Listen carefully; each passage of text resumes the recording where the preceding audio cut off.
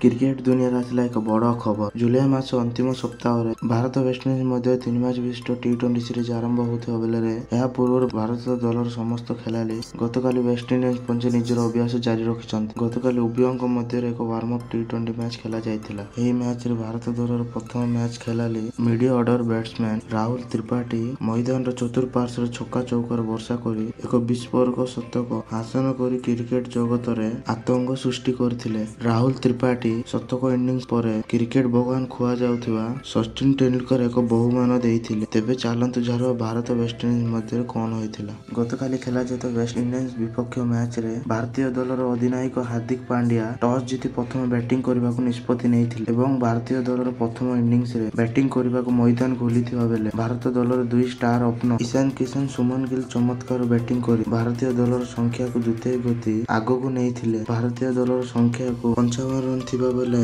Ishan Kishan 27 run कर out होइथिबा बेले 3 नंबर रे बैटिंग करने को आसीथिले middle order batsman Rahul Tripathi छक्का चौकार वर्षा मात्र 55 बॉल टी 103 रन एक विस्फोरक इनिंग्स खेलिथिले। राहुल इनिंग पर 11 चौका 7 विशाल छक्का शामिल होइथिला। राहुल त्रिपाठी चमत्कार इनिंग्स बल रे